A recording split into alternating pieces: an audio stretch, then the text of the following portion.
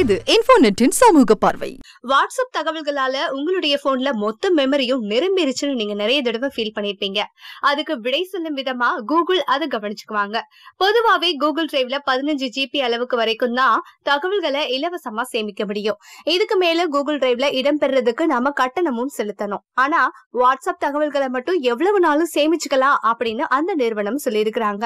இதனால போன் தொலைஞ்சிருச்சுனாலும் சரி, புதிய போன் வாங்கினாலும் சரி, அந்த போன்ல இருக்கக்கூடிய பேக்கப் மூலமா பல தகவல்களை, அதாவது பழைய தகவல்களை மீட்டெடுத்துக்க முடியும்.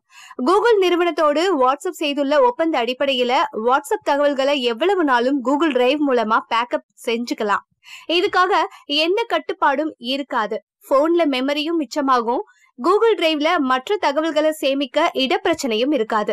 இதுக்கு முன்னாடி கூகுள் டிரைவ்ல நீங்க பேக்கப் செஞ்சிருந்தீங்க அப்படின்னா, அதுவும் ஒரு வருஷத்துக்கு முன்னாடி செஞ்சிருந்தீங்கன்னா நவம்பர் 1, அதாவது இன்னையில இருந்து திரும்பவும் நீங்க பேக்கப் செஞ்சுக்கணும். இல்ல அப்படின்னா பழைய தகவல்கள் எல்லாமே தானாவே போயிடும். பேக்கப்ப கூகுள் டிரைவ்ல எடுக்கிறதன் மூலமா போன் மெமரியில சேமிக்கப்படுறது தவிர்க்கப்படுமே தவிர போன்ல சேமிக்கப்பட்ட வாட்ஸ்அப் படங்கள், வீடியோக்கள் நீக்கப்படாது. அது எல்லாத்தையும் நாம தான் நீக்கிக்கணும். புது போன்ல வாட்ஸ்அப் செயலியை நிறுவும் போது பழைய போன்ல இருந்த பேக்கப் செய்யப்பட்ட தகவல்களை இழக்காம அப்படியே நாம எடுத்துக்க முடியும்.